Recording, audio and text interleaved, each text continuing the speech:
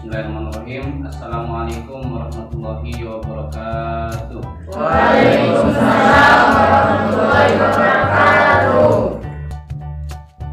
Ya, bersuci secara bahasa tohroh berasal dari bahasa Arab yang artinya satu, bersih, dua, kebersihan, tiga, bersuci.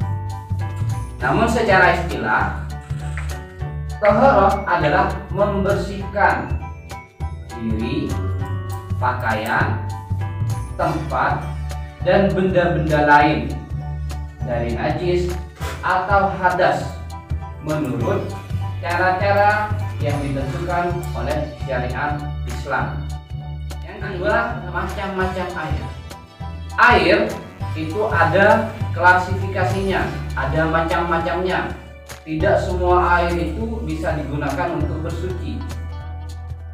Contohnya kopi, air, tapi tidak bisa digunakan untuk ambil wudhu. Atau kalian wudhu menggunakan es jeruk, tidak sah. Nah, ini maksudnya macam-macam air yang perlu kita pahami. Yang pertama adalah air tohir mutohir, suci dan mensucikan.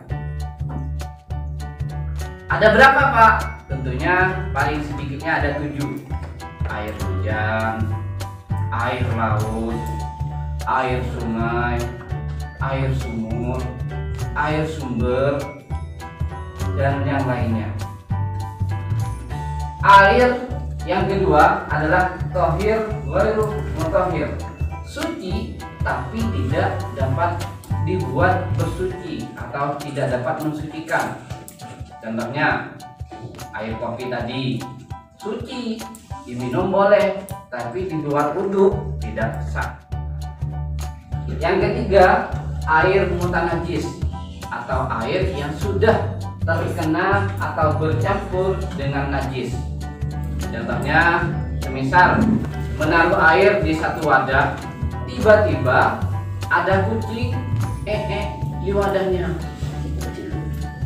Jadi air yang semula suci karena sudah bercampur dengan nya kucing, akhirnya menjadi najis. Nah, maka air tersebut dinamakan air mutanajis.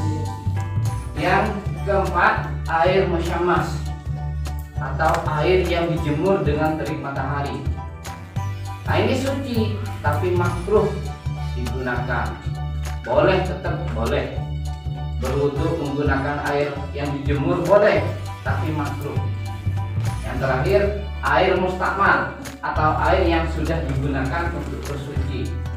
Kalian wudu di keran atau di pet, di bawah diwadahi timba. Apakah air yang di bawah najis, Pak? Suci, tapi sudah statusnya berubah menjadi mustakmal. Dengan kata lain, air yang di bawah tadi tidak bisa dibuat berwudu yang kedua kalinya dan yang seterusnya, karena itu termasuk air yang sudah dipakai untuk bersuci. Pengertian dan macam-macam najis. Najis secara bahasa berasal dari kata najasa yang artinya adalah kotoran. Sedangkan menurut istilah adalah suatu benda kotor yang dilihat. Jadi najis itu dapat dilihat. Apa yang dapat dilihat? Pertama, warna kuning, apa coklat, atau kalau tidak berwarna, mungkin sudah kering, dicium dengan baunya, asin apa tidak, atau rasanya yang dapat mencegah sahnya mengerjakan suatu ibadah yang dituntut harus dalam keadaan suci. Nah, najis di sini adalah sesuatu yang dapat menghalangi sahnya ibadah. Contoh ibadah sholat. Kalian sholat bisa tidak sah kalau baju atau tempat yang digunakan untuk sholat ada najisnya. Nah, ini maksudnya najis adalah suatu dapat mencegah sahnya mengerjakan suatu ibadah. Karena sholat harus dalam keadaan suci. Macam-macam najis. Macam-macam najis itu ada 3. 1. Najis mukhaffafah atau najis ringan. 2. Najis mutawassithah atau najis sedang. 3. Najis mughalladah atau najis berat.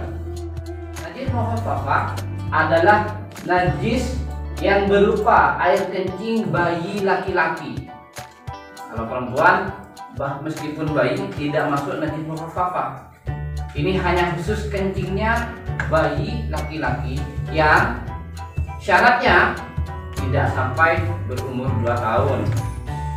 Dan selama dari baru lahir sampai seusia sebelum umur 2 tahun tersebut, dia tidak pernah makan apa-apa kecuali hanya air susu ibu atau ASI. Pak, kalau susu belian di toko sudah tidak termasuk najis mukhaffafah kencingnya. Paham ya? Nah, cara mensucikannya cukup mudah, makanya disebut dengan najis ringan. Gimana Pak? Dengan memercikan air sekali percikan atau lebih terhadap tempat yang terkena najis. Nah, bagaimana Pak kalau ada baunya? Nah, jika terdapat bau, contohnya pusing, atau ada warnanya kuning, maka bau atau warna tersebut dihilangkan terlebih dahulu. Kalau sudah hilang, baru dipercikan. Yang kedua, najis sedang atau najis mutawassithah. Najis mutawassithah adalah najis berupa kotoran binatang atau manusia, kotoran hewan, atau kotoran manusia. Nah, itu sudah masuk ke najis sedang atau mutawassithah. Kecuali mani. Mani itu tidak najis. Baik darah, nanah, atau bahkan minuman keras, khamr, itu najis. Bangkai hewan. Cara mensucikannya, nah perlu kita ketahui, najis mutawassithah itu ada 2 bagian. Ada najis yang tampak mata, ada yang najis tidak terlihat. Kalau yang nampak mata seperti kotoran hewan. Nah, cara mensucikannya gimana? Bersihkan dulu, hilangkan bau, rasa dan warnanya, baru disiram.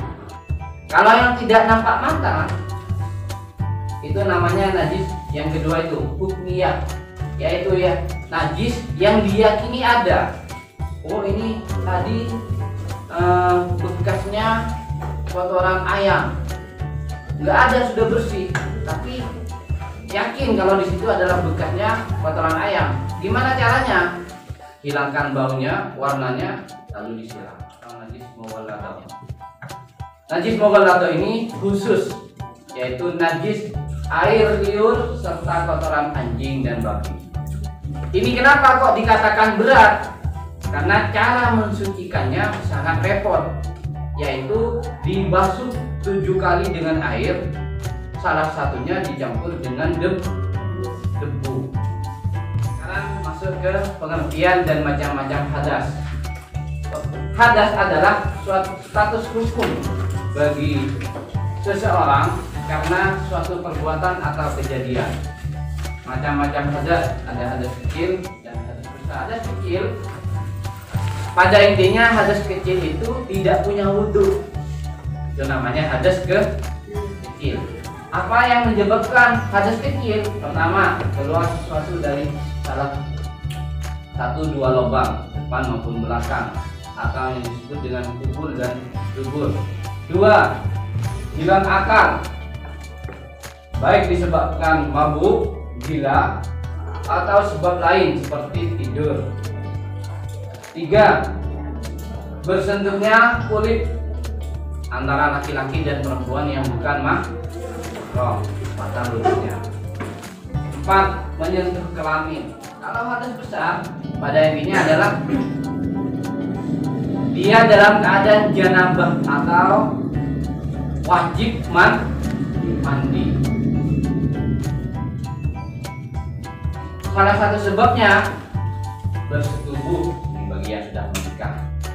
Keluar mani, meskipun mani itu suci, kalau keluar maka dia wajib untuk mandi besar. 3. Meninggal dunia. Ini bukan mandi sendiri tapi ya, dimandikan. Tidak ada orang mati itu mandi sendiri. Haid bagi yang perempuan, nifas atau wiladah, melahirkan. Oke, nah inilah materi yang dapat Bapak sampaikan.